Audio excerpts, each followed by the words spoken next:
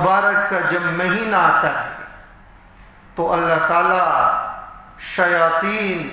اور سرکش جناتوں کو قید کر دیتے ہیں تاکہ اس مبارک مہینے میں میرے بندوں کو یہ بہکا نہ سکے، اس مبارک مہینے میں میرے بندوں کی عبادت میں خلل پیدا نہ کر سکے، اس مبارک مہینے میں میرے بندے جن نعمتوں سے استفادہ حاصل کرنا چاہتے ہیں اس میں یہ رکاوٹ نہ ڈال سکے، اللہ رب العزت شیطان کو قید کر دیتے ہیں۔ یہی وجہ ہے کہ رمضان المبارک کا پورا مہینہ نہایت نورانی اور روحانی بن جاتا ہے، اور 11 مہینے میں ایسے لوگ جو کچھ عبادت نہیں کرتے ان لوگوں کو بھی اس ماہ مبارک میں کچھ نہ کچھ عبادت کرنے کی توفیق مل جاتی ہے۔ 11 مہینے میں جو لوگ نہایت جرات مندی کے ساتھ گناہ کیا کرتے ہیں، گناہوں پر بار بار اصرار کیا کرتے ہیں، اسی رمضان المبارک کے بابرکت مہینے میں ان گناہوں میں ان سے کمی ہو جایا کرتی ہے۔ تو اللہ رب العزت نے یہ سارے انتظامات فرمائے ہیں تاکہ میرے بندے صحیح معنوں میں رمضان سے فائدہ اٹھا سکیں۔ ارشاد فرمایا آپ صلی اللہ علیہ وسلم نے کہ جب رمضان المبارک کی پہلی رات آتی ہے تو اللہ تعالیٰ شیاطین کو اور سرکش جناتوں کو قید کر دیتے ہیں، انہیں قید کر دیا جاتا ہے، اور جہنم کے تمام دروازوں کو بند کر دیا جاتا ہے، کوئی دروازہ نہیں کھولا جاتا، اور جنت کے تمام دروازوں کو کھول دیا جاتا ہے، کوئی دروازہ بند نہیں کیا جاتا، اور ایک منادی اعلان کرتا ہے، اے خیر کے طلبگاروں آگے بڑھو، اور اے شر اور برائی کا ارادہ کرنے والوں پیچھے ہٹ جاؤ،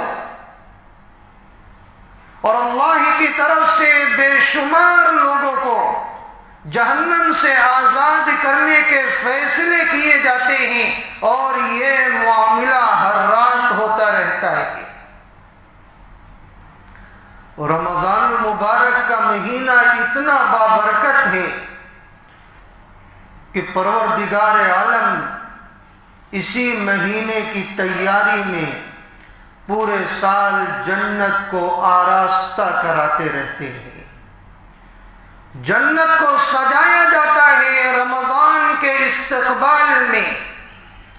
جیسے جب کوئی صاحب حیثیت انسان کہیں آنے والا رہتا ہے تو اس کے استقبال میں کئی دنوں سے تیاریاں کی جاتی ہیں، اسی طرح رمضان المبارک کا مہینہ اللہ کی نگاہ میں اتنی وقات والا ہے کہ جب یہ آنے والا رہتا ہے پورے 11 مہینے اس رمضان المبارک کے استقبال کے لیے جنت کو سجایا جاتا ہے۔ حدیث پاک میں آتا ہے کہ شروع سال سے لے کر اگلے سال تک رمضان کے لیے جنت کو سجایا جاتا ہے، اور جب رمضان کا پہلا دن ہوتا ہے تو ایک مخصوص ہوا عرش خداوندی کے نیچے سے ہو کر جنت کے درختوں کی پتیوں سے گزرتی ہوئی بڑی بڑی آنکھوں والی حوروں تک پہنچتی ہے، اور پھر وہ حوریں عرض کرتی ہیں کہ پروردگار عالم آپ اپنے بندوں میں سے ہمارے لیے ایسے جوڑے منتخب فرما جن کے ذریعے سے ہماری آنکھوں کو ٹھنڈک نصیب ہو اور ہمارے ذریعے سے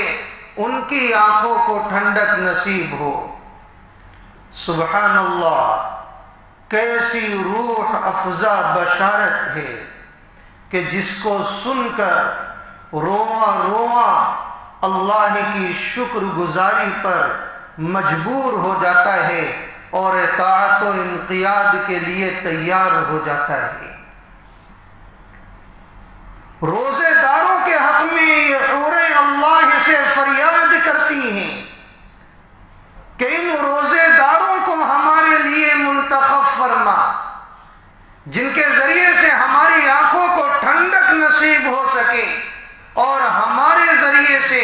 ان کی آنکھوں کو ٹھنڈک نصیب ہو سکے۔ کیسا خوبصورت عمل